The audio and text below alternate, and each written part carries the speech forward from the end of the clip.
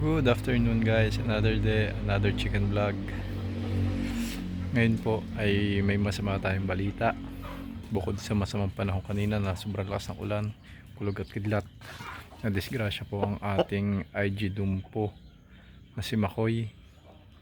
Yan po, hawak ko po siya ngayon. Yan, kung makikita nyo po, nabali po yung kanyang tuka sa unahan. Buti na lang po konting-konti lang. Nag-research naman po ako, sabi nila babalik, may pag-asa naman daw bumalik basta hindi na damage ng sobra yung tuka, lalo na yung membrane sa loob, yung pinaka parang buto na pinag-aanohan ng keratin. Kaya napurnada ngayon ang ating next project sana na breeding. Kukursahan natin siya kay Mocha na ating Shamo. Ngayon ihihiwalay na natin siya dahil hindi na rin siya makakatuka, makakapag-breed dahil hindi siya makakakapit, siguro masakit yung tuka niya. Kaya ikukulong muna uli natin siya sa tangkal. Kung makikita nyo, yan, patapos na po yung ating pinoposte. Dalawa na lang sa likod ang kulang.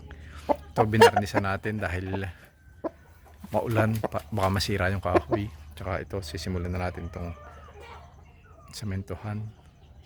Bali ngayon, quick update lang sa nangyari dito kay Makoy. Kawawa naman, kaya pala nagtataka ko kanina bakit hindi siya kumakain. Ayan, takaw-takaw nito. Yun pala, na disgrasya. Hindi ko alam kung nag-away sila ni Mocha dahil si Mocha napakatapang po nunahin. Hindi po siya basta-basta nagpapasampa sa mga ro, lalo na pag bagong sama. Dapat kilalanin niyo muna, nakikipag-away po siya. Siguro nag-away silang dalawa dahil bago sama lang sila kagabi. Tapos yun, siguro napahampas or napatuka sa matigas na bagay. Yan, kawawa naman si Mokoy. Pipilitan po tayo siyang ihiwalay, quarantine muna para makarecover siya. Ang tinan nyo po, sobrang lakas ng ulan kanina, putik na putik. At may update nga pala po tayo kay Choco. Meron na po siyang sisiw. Dito tayo.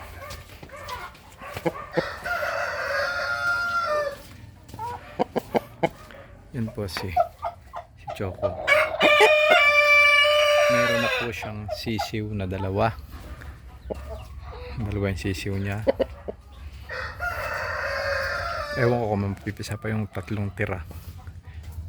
So guys, yan, si Makoy hindi masyadong makatuka. Baka mamaya to dahil walang laman ang butsi ko, hindi ko pa sinubuan. Update ko kayo kung anong mangyayari dito kay Makoy sa next upload natin. Quick update lang yan guys, dahil gusto ko lang kayong update dito kay Makoy. Nagtaka ako ba't hindi siya kumakain. Salamat.